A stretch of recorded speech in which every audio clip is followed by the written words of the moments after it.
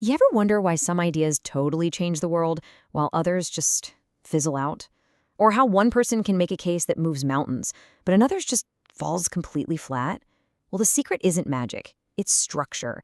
It's all about the art of crafting an argument that people just can't forget. All right, let's get into it. We're going to go on a little journey here, kind of like building with Legos.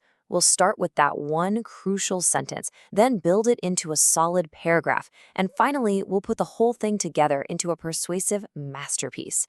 We'll cover the core, how to build a thesis, the paragraph structure, the different styles you can use, and of course, why any of this really matters. You know, every great building needs a rock-solid foundation. And in writing, that foundation, the absolute heartbeat of your entire argument, is what we call the thesis statement. It's the one central claim that holds everything else up. What's so cool about this is if you think of your thesis like a thread. It's not just a sentence you plop down at the beginning of your essay. No, it's this connective tissue that weaves through every single paragraph, linking every idea back to that main point. Without it, you've just got a jumble of facts. With it, you've got an argument. So, if the thesis is that important, how in the world do we build a good one? Well, the first, and I mean the most critical step, is making sure it's something people can actually argue about. Let's see what that looks like. Here's the key thing to remember. If your main statement is something everybody already agrees on, well then what's the point? There's nothing to persuade anyone of. You haven't made an argument, you've just stated a fact. The real goal is to take a stand that actually invites a discussion. And boom, this example just perfectly illustrates the difference. Over on the left, pollution is bad. I mean, who's going to argue with that? Nobody. It's a fact. But on the right, now we've got a specific, debatable claim. Should it really be 25%? Why the federal budget? Shouldn't that money go to healthcare instead? All of a sudden, we've got a real argument on our hands. The second key is all about focus. Think about it like this. If you say you're going to climb mountains, that's a huge, vague task. But if you say you're going to climb Mount Fuji, that's a specific, provable goal. A narrow thesis is exactly like that. It's way more powerful because you can actually support it with the evidence you have. And here we go, another perfect example. Drug use is detrimental is just way too broad. I mean, what kind of drugs? What does detrimental even mean? Which society are we talking about? But by narrowing it down to illegal drug use and that specific effect of gang violence, you suddenly have a thesis that's so much stronger and easier to argue. Okay, feeling a little overwhelmed? Don't be. There's actually a super simple formula for this called the TPR method. All you have to do is identify your topic, take a clear position on it, and then state your rationale, basically your because clause. It's a really straightforward way to make sure you've got all the essential parts locked in. All right, before you move on, you got to run your thesis through this final quality check. Ask yourself, is it arguable? Is it narrow? Is it specific? And is it verifiable? Like, can you actually go find evidence to back it up? If you can say yes to all four, congratulations, you've got yourself a rock-solid thesis. Let's move up to the next level. Now that we have our core claim, we have to support it, right? And that's where your body paragraphs come in.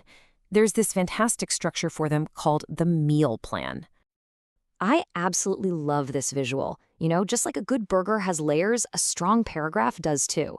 This structure gives every single paragraph a really clear purpose and makes sure it's doing its job to support your big idea. So here's how it breaks down. Ev is for your main idea, that's your topic sentence. E is for the evidence you use to prove it. Think quotes, data, facts. A is for your analysis, where you explain what that evidence actually means. And L is for the link, where you tie it all back to your main thesis. It's simple, it's clean, and believe me, it is incredibly effective. Okay, now I want you to pay close attention to that A for analysis. This is where the magic really happens. See, it's not enough to just drop in a quote or a statistic and walk away. The analysis is where you interpret that evidence. It's where you connect the dots for your reader, and like the source says, it's where you insert your own voice. This right here is what separates a truly great argument from just a boring old report. This is the exact question that analysis is supposed to answer. You've laid out the facts. Great. Now what? What do they mean? Why are they so important? How do they prove your point? Your analysis is the answer to all of that. It's the so what of your entire paragraph. Okay, so we've got our thesis, we've got our paragraph structure. Now let's zoom out for a second. How do we arrange all of these pieces into one big, coherent argument? Well, it turns out there are different architectural plans, different styles you can choose from, and it all depends on what you're trying to achieve. So here are the big three, and each one has a totally different job. The classical model, this one goes way back to Aristotle, is your go-to when you want to win a debate. Think courtroom drama. The Toulmin model is more like a scientist's blueprint. It's for carefully mapping out a complex or nuanced idea. And finally, the Rogerian model is for when you're not trying to win, but trying to connect. It's all about finding common ground. So choosing the right one isn't about which is best, it's a strategic move based on your goal. So the classical model is the most direct. It's basically a battle plan. Let's say you're arguing for a 4-day work week. First, you'd introduce the idea. Then you'd present your case, increased productivity, better work-life balance. Next, you tackle the opposition, addressing concerns about scheduling. Then you provide proof with data from companies that have already tried it. And finally, you wrap up with a clear call to action. Our company needs to pilot this now. It's a very straightforward game plan for winning.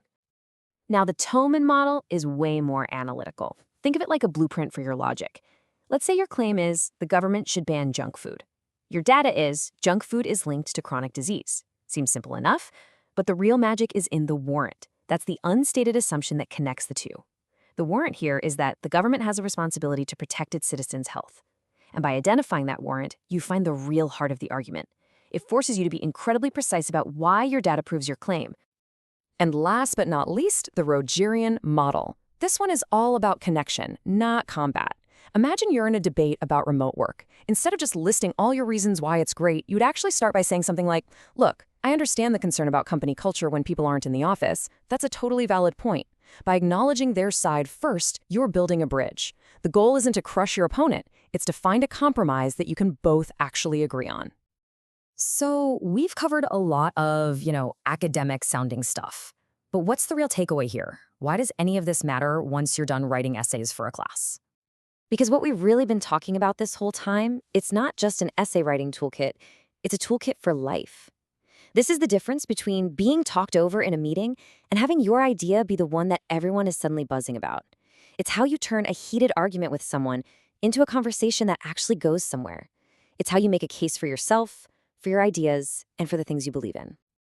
So at the end of the day, here's what it all comes down to. Learning to build a powerful argument isn't just some mechanical skill.